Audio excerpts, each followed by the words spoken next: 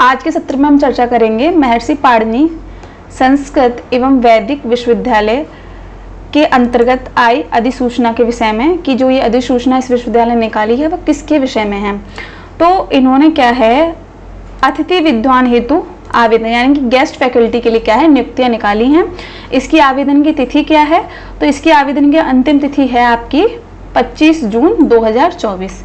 ठीक है, चलते हैं इसकी अधिसूचना के अंतर्गत ये कितनी सीटें आपको खाली मिलती हैं, किस विषय में खाली हैं उसकी तरफ।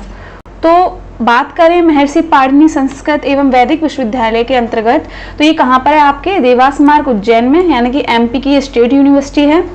ठीक है, तो इस विश्वविद्यालय ने क्या है, विश्वविद्यालय के अध्यापन विभागों में सत्र 2024-2025 के लिए शैक्षणिक सत्र की समाप्ति तक अथवा नियमित प्राध्यापकों की नियुक्ति होने तक, साफ साफ इसमें बात कही जा रही है 2024 से 2025 तक जो शैक्षणिक सत्र है उसकी समाप्ति तक ये नियुक्तियां हो रही हैं, जब तक कि कोई प्राध्यापक की नियुक्ति ना हो जाए। समझ रहे हैं, ये क्या है, अतिथि विद्वान आवेदन के लिए ये नियुक्तियां निकाली गई, यानी कि गेस्ट फैकल्टी के लिए नियुक्तियां निकाली गई हैं। अब ये किन किन विषयों में है, किन किन संकायों में देखने को मिलती हैं, तो इसके विषय में जान लेते हैं। तो पहला आपका संकाय आ रहा है वेद वेदांग एवं साहित्य। इसके अंतर्गत कौन कौन से सब्जेक्ट आपको देखने को मिलेंगे, तो सबसे पहला आ रहा है आपका वेद विभाग। इसमें देखिए आपकी 3 सीटें देखने को मिल रही हैं। अब विषय कौन से हैं इसमें, तो इसमें पहला विषय जो आ रहा है शुक्ल यजुर्वेद, वैदिक अध्ययन, कर्मकांड, पौरोहित्य, मंदिर प्रबंधन। ठीक है, दूसरा विभाग देखें व्याकरण विभाग, तो इसके अंतर्गत नव्य व्याकरण, प्राचीन व्याकरण, इसके अंतर्गत देखिए 3 सीट देखने को मिल रही हैं। ज्योतिष विभाग में देखें तो फलित ज्योतिष में 2 सीटें हैं, सिद्धांत ज्योतिष में 2 सीटें हैं, वैदिक गणित, गणित ज्योतिष इसमें कोई सीट दी नहीं गई है। ज्योतिर्विज्ञान विभाग, इसके अंतर्गत देखिए 1 सीट देखने को मिल रही है। विषय देखें तो ज्योतिर्विज्ञान, धर्मशास्त्री ज्योतिष, खगोल एवं वेद परंपरा। वास्तु विभाग को देखें तो इसके अंतर्गत देखिए 1 सीट है, वास्तुशास्त्र, वास्तु, देव प्रतिमा एवं चित्र विधान, कृषि ज्योतिष। संस्कृत साहित्य विभाग, संस्कृत साहित्य विभाग में देखिए आपको 2 सीटें देखने को मिल रही हैं। तो उसमें पहला जो सब्जेक्ट आता है साहित्य, दूसरा आता है आपका संस्कृत पत्रकारिता एवं जनसंचार, तीसरा है नाट्य शास्त्र और रंगमंच, चौथा है पर्यटक मार्गदर्शन। ये तो हो गए हमारे क्या है, वेद वेदांग एवं साहित्य। ठीक है, इसके अंतर्गत जो जो विभाग आते हैं उनके बारे में जाना, प्लस इसके अंतर्गत कौन कौन से विषय थे और कितनी सीटें थी उसके विषय में जानना। अब चलते हैं हमारा दूसरा संकाय जो आ रहा है दर्शन संकाय। तो इसमें कौन सा विभाग मिलेगा आपको देखने को, दर्शन विभाग। अब दर्शन विभाग के अंतर्गत कौन कौन से विषय हैं, तो पहला आपका आ रहा है न्याय दर्शन, इसमें देखिए 1 सीट देखने को मिलती है। अद्वैत वेदांत दर्शन, इसमें भी आपको 1 सीट देखने को मिल रही है। श्रीमद् भगवद गीता, ठीक है, ये भी एक विषय है। आगे चलते हैं तो अगला जो हमारा संकाय आ रहा है वो क्या है, शिक्षा शास्त्र संकाय। तो इसमें देखिए विभाग कौन सा है, शिक्षा शास्त्र विभाग। इसमें सब्जेक्ट देखें तो शास्त्री और शिक्षा शास्त्री, इसमें देखिए 4 सीटें हैं। ठीक, अगला विभाग देखें प्राचीन विज्ञान संकाय, इसके अंतर्गत योग विभाग देखने को मिल रहा है। तो इसमें कितनी सीटें हैं, 4। विषय की बात करें तो इसमें देखिए योग शास्त्र, योग विज्ञान, योग आहार एवं पोषण। अब बात करें कला संकाय की, तो इसमें देखिए विशिष्ट संस्कृत विभाग देखने को मिलता है। सब्जेक्ट देखिए इसमें कितने हैं, 4, सीट कितनी है आपकी, 2। तो पहला सब्जेक्ट आपका क्या आ रहा है, विशिष्ट संस्कृत, संस्कृत हिंदू अध्ययन, संस्कृत संभाषण। इसी के अंतर्गत कला संकाय के अंतर्गत एक और विभाग देखने को मिलता है जिसका नाम है आधुनिक विभाग। तो आधुनिक विभाग के अंतर्गत देखिए हिंदी, अंग्रेजी, संगणक, क्रीड़ा, संगीत, सभी में क्या है आपको 1-1 सीट देखने को मिलती है। जो छात्र इस यूनिवर्सिटी में गेस्ट फैकल्टी के माध्यम से अध्यापन कार्य कराना चाह रहे हैं तो क्या है वो इसमें अप्लाई कर सकते हैं। अब देखिए इसमें क्या है कि आपके आवेदन की प्रक्रिया क्या होगी, क्या नियम है, क्या शर्तें रहेंगी, क्या फीस लगेगी, तो उसके विषय में भी जान लेते हैं। तो देखिए आवेदन की प्रक्रिया, तो इसमें कहा गया है कि आवेदन के साथ स्वयं का बायोडेटा तथा अपेक्षित सभी शैक्षणिक दस्तावेजों को स्कैन करके उसकी PDF बनाएं तथा शुल्क रसीद कब तक जमा करें, 25 जून तक। ये आपकी जीमेल ईमेल आईडी दी हुई है, इस पर आपको ईमेल करना है। ठीक है, इसके साथ ही क्या है, इन्होंने लिखा हुआ है कि जब आपका इंटरव्यू होगा तो अपने डॉक्यूमेंट की क्या है, हार्ड कॉपी लेकर आपको जाना होगा। ठीक है, अब देखिए बात करें आवेदन शुल्क, कितना शुल्क लग रहा है, तो इच्छुक अभ्यर्थी को 2000 रुपए का आवेदन शुल्क देना होगा, जिसे विश्वविद्यालय की वेबसाइट www.mpsvv.ac.in पर जाकर क्या है, भुगतान करना होगा। ठीक है, उसकी रसीद आवेदन पत्र के साथ प्रेषित करनी होगी। आवेदन शुल्क 25 जून तक आपको क्या है, डिजिटल जमा करना है, और जो फीस जो कटेगी उसकी रसीद क्या है, आपको अपने पास रखनी है। ठीक है, इसके बाद देखिए इन्होंने सीधे सीधे नोटिस दिया है कि नियत तिथि के पश्चात, ये जो 25 जून दिया है, अगर उसके बाद कोई आवेदन किया जाता है तो वो स्वीकार नहीं किया जाएगा। इसलिए जितनी जल्दी हो सके, अगर आप इस यूनिवर्सिटी में जाना चाहते हैं, पढ़ाना चाहते हैं अतिथि विद्वान के रूप में, तो आप इसमें अप्लाई कर सकते हैं। अब देखिए इसमें क्या है कि क्या शैक्षणिक अर्हताएं होनी चाहिए, क्या योग्यताएं होनी चाहिए, तब आप इसमें क्या है, अप्लाई कर सकते हैं। तो सबसे पहली योग्यता वही है कि विश्वविद्यालय अनुदान आयोग द्वारा मान्यता प्राप्त किसी भी विश्वविद्यालय या मान्यता विश्वविद्यालय द्वारा संबद्ध विषय में श्रेष्ठ अकादमिक रिकॉर्ड, जिसमें संबंधित विषय की स्नातकोत्तर, यानी कि आपके क्या है, सीधे सीधे शब्दों में कहें, आपकी जो एमए की जो क्लास है उसमें आपके 55% अंक होने चाहिए। पहली शर्त ये है। दूसरी क्या है कि इसके अतिरिक्त क्या है, अभ्यर्थी राष्ट्रीय पात्रता परीक्षा यानी कि नेट क्वालिफाई हो। ठीक है, इसके अलावा अगर वो एमपी का स्टूडेंट है तो अगर वो सेट भी क्लियर कर लेता है तो वो भी इसमें अप्लाई कर सकता है। लेकिन नोटिस ध्यान से पढ़ेंगे कि मध्य प्रदेश सरकार ने क्या कहा है कि मध्य प्रदेश शासन द्वारा आयोजित सेट परीक्षा के सफल अभ्यर्थी ही पात्र होंगे, अन्य राज्यों के सेट स्लेट सफल अभ्यर्थी नहीं है। सीधे सीधे शब्दों में ये कहा गया है, अगर कोई भी विद्यार्थी जिसने नेट क्वालिफाई कर लिया है, चाहे वो किसी भी स्टेट का हो, आप अप्लाई कर सकते हैं, कोई प्रॉब्लम नहीं होगी। लेकिन अगर आपका सेट है, तो सेट है, स्लेट है, बट आपका नेट नहीं है, तो आप इस यूनिवर्सिटी में क्या है, अप्लाई नहीं कर सकते। ठीक है, आप इसके योग्य नहीं हो। ये छूट क्या है, एमपी वाले स्टूडेंट्स को ही दी जा रही है। समझ आ रही है बात? चलते हैं आगे।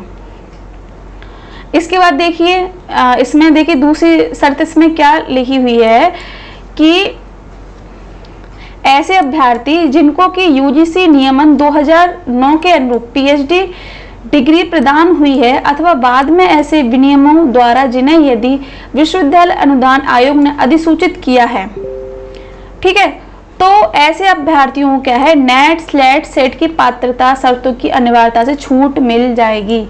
यानी कि जिसके पास पीएचडी की डिग्री है तो उन्हें नेट सेट स्लेट की कोई आवश्यकता नहीं है, उन्हें क्या है, यहाँ पर छूट दी गई है। ठीक है, चलते हैं आगे। अब देखिए और इसमें क्या नियम और शर्तें हैं वो भी देख लेते हैं। तो इसमें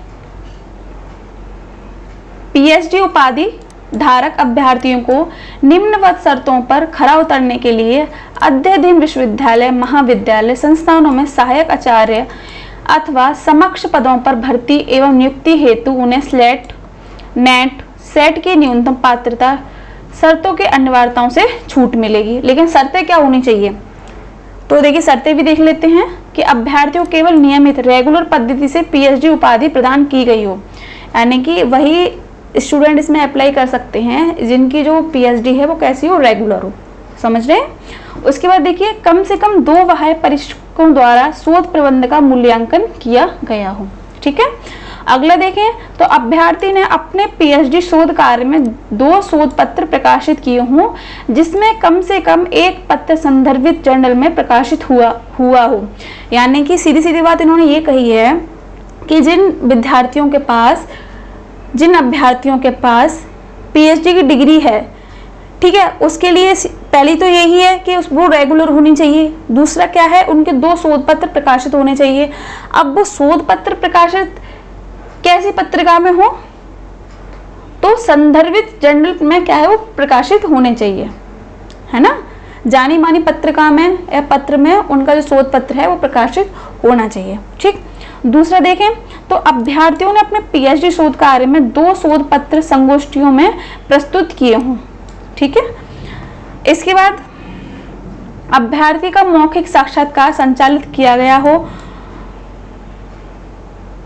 इसमें कुछ और नियम दिए गए हैं, जैसे उपयुक्त का से लेकर ना तक को कुलपति, संकाय अध्यक्ष, शैक्षणिक कार्य संकाय अध्यक्ष द्वारा प्रमाणित किया जाना चाहिए। जो नियम लिखे हैं और इन्हें पढ़ लेंगे। ठीक है, चलते हैं आगे। अब देखिए इसमें और क्या बात कही गई है कि जो अनुसूचित जाति और जनजाति है, इसके साथ ही क्या है, विभिन्न शारीरिक दिव्यांगता वाले जो अभ्यर्थी हैं उनको क्या है, स्नातक स्तर पर और स्नातकोत्तर स्तर पर क्या है 5% की छूट मिलेगी।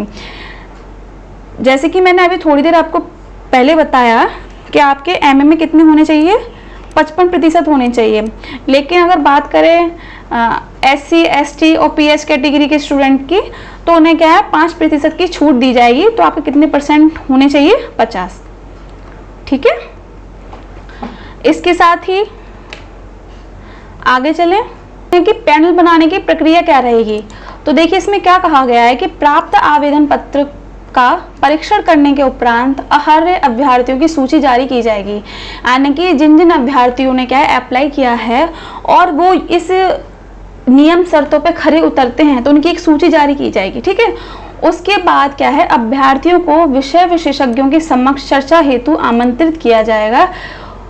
उसके पश्चात क्या है, पैनल बनाया जाएगा। अब देखिए जो गेस्ट फैकल्टी जा रही है, अतिथि विद्वान जो जा रहे हैं, उनकी क्या नियम हैं, क्या शर्तें हैं, वो हम देख लेते हैं। तो पहली शर्त इसमें यही है कि घोषणा पत्र प्रस्तुत करने के बाद ही अभ्यर्थी को व्याख्यान हेतु आमंत्रित किया जाएगा।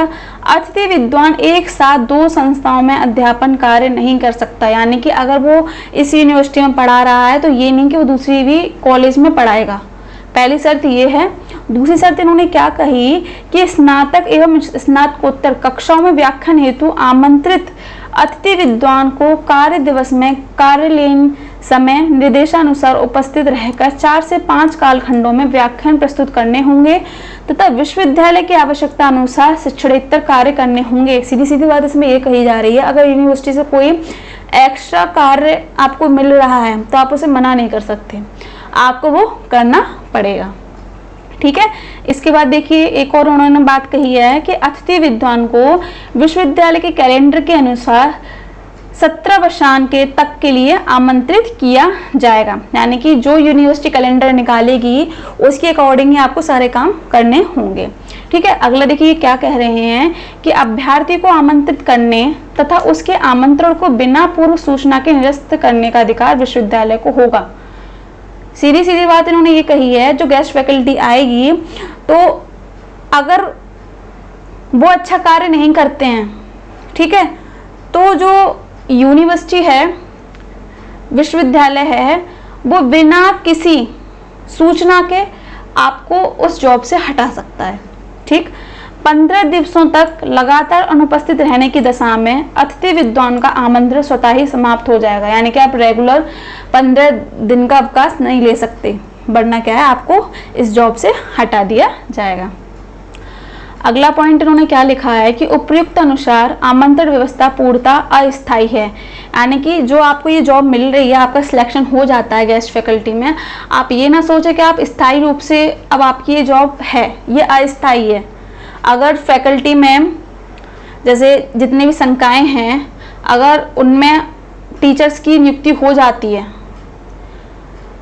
ठीक है, तो आपको वहाँ से हटाया भी जा सकता है। यानी कि जो आपकी जॉब है वो अस्थायी है। ठीक, इसके साथ ही देखिए इन्होंने क्या कहा है कि अभ्यर्थी को किसी भी प्रकार का मार्ग व्यय विश्वविद्यालय द्वारा प्रदान नहीं किया जाएगा। यानी आने जाने खर्चा विश्वविद्यालय आपको प्रोवाइड नहीं कराएगा। अगला बिंदु इन्होंने क्या लिखा है कि अभ्यर्थी को निर्धारित प्रारूप में सभी संलग्नकों सहित आवेदन पत्र एवं मूल शैक्षणिक दस्तावेज लेकर विषय विशेषज्ञों से चर्चा हेतु निर्धारित तिथि एवं समय में उपस्थित होना पड़ेगा। ये तो हो गई जो गेस्ट फैकल्टी आ रही है, जो अतिथि विद्वान आ रहे हैं पढ़ाने के लिए स्टूडेंट को, उनके लिए नियम शर्तें। ठीक है, अब देखिए मानदेय क्या होगा। आपको क्या क्या पारिश्रमिक मिलेगा, तो वो भी एक बार देख लेते हैं।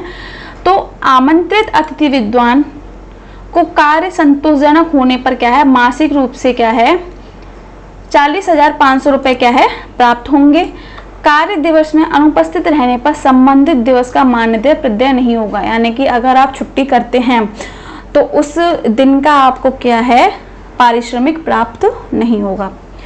दूसरा इन्होंने क्या कहा है कि अंशकालीन अतिथि विद्वान को 500 रुपये प्रति कालांश की दर से भुगतान किया जाएगा। ठीक है, अब बात करें कि उन्हें किस प्रकार की छुट्टी मिलेंगी या नहीं मिलेंगी, तो वो भी इन्होंने लिखा हुआ है कि विश्वविद्यालय कैलेंडर के अनुसार शासन द्वारा घोषित समस्त अवकाश की पात्रता, यानी कि अगर विश्वविद्यालय कैलेंडर में अवकाश है तो उसी के अकॉर्डिंग आपको अवकाश मिलेंगे। प्रत्येक माह 1 दिवसीय आकस्मिक की पात्रता होगी। दूसरी बात इन्होंने क्या कही, अगर महीने में कभी आपकी तबीयत अचानक खराब हो जाती है, यानी कोई आपको कार्य पड़ जाता है, तो आपको 1 दिन की छुट्टी एक्स्ट्रा मिल जाएगी। ठीक है, इसके बाद देखिए इन्होंने क्या कहा, यदि किसी माह में आकस्मिक अवकाश प्राप्त ना किया गया हो तो आगामी माह में समायोजित किया जा सकता है। ठीक, और इन्होंने नोटिस दिया है कि विलंब से प्राप्त आवेदनों पर विचार नहीं किया जाएगा, यानी कि तिथि के बाद कोई भी आवेदन अगर आप करेंगे तो उस पर कोई विचार नहीं होगा। उक्त विज्ञापन निरस्त करने, स्थानों की संख्या घटाने, वृद्धि, स्थान भरने ना भरने का संपूर्ण अधिकार विश्वविद्यालय के पास सुरक्षित रहेगा। सीधी सीधी बात इन्होंने ये कही है कि जरूरी नहीं जो सीटें इन्होंने जिस सब्जेक्ट में निकाली हैं वो स्थायी हैं, वो उसे बढ़ा भी सकते हैं घटा भी सकते हैं। ठीक है, इसका जितना भी अधिकार है वो यूनिवर्सिटी के पास है, आप यूनिवर्सिटी पे क्या है कोई आरोप नहीं लगा सकते। ठीक है, छानबीन समिति द्वारा तैयार की गई वरीयता सूची के आधार पर प्रत्येक रिक्त पद हेतु अधिकतम 10 आवेदकों को ही साक्षात्कार हेतु आमंत्रित किया जाएगा, यानी कि एक पद के लिए 10 अभ्यर्थियों को सिलेक्ट किया जाएगा और जो अच्छे से अपना साक्षात्कार देगा, ठीक है, उसको क्या है सिलेक्ट किया जाएगा। अब देखिए इसमें क्या है, अतिथि विद्वान हेतु आवेदन पत्र का प्रारूप क्या रहेगा, तो वो भी देख लेते हैं। यहाँ आपके विभाग का नाम होगा, आपका नाम होगा, आपके पिता का या आपके हस्बैंड हैं अगर आप मैरिड हैं उनका नाम, ठीक है, एड्रेस, मोबाइल नंबर, ठीक है, यहाँ पर आपकी फ़ोटो, फिर उसके बाद जो आपकी शैक्षणिक योग्यता है उसके बारे में आपको भरना है। अगर आपने पीएचडी कर ली है, कब अवार्ड हुई है आपको पीएचडी, उसके विषय में लिखना है। शोध शीर्षक क्या रहे हैं, ठीक है, नेट सेट स्लेट क्या किया है वो सर्टिफिकेट यहाँ लगेंगे, आपके आधार कार्ड लगेगा, ठीक है, और बाकी के जो डॉक्यूमेंट इसमें मांगे गए हैं वो भी क्या है आपके इसमें लगेंगे। ठीक है, तो आज के सत्र में क्या है, हमने महर्षि पाणिनि संस्कृत एवं वैदिक विश्वविद्यालय के अंतर्गत अतिथि विद्वान हेतु आवेदन पत्र जो निकले हुए हैं उनके विषय में जाना, और जो जो अभ्यर्थी इन विषय में नेट क्वालिफाई हैं या पीएचडी कर ली है तो वो क्या है यहाँ अप्लाई कर सकते हैं। लेकिन क्या है, ध्यान से जो शर्तें नियम हमने आपको बताई हैं एक बार उन्हें पढ़ लें, बाद में जाके आपको परेशानी ना हो कि हमने इतनी मेहनत करी और यूनिवर्सिटी ने हमें निकाल दिया या ये कह दिया। तो पहले नियम शर्तें पढ़ लें, उसके बाद सोच समझ के क्या है अप्लाई करें। ठीक है, तो मिलते हैं आपको ऐसी ही एक नोटिस के साथ, तब तक के लिए धन्यवाद।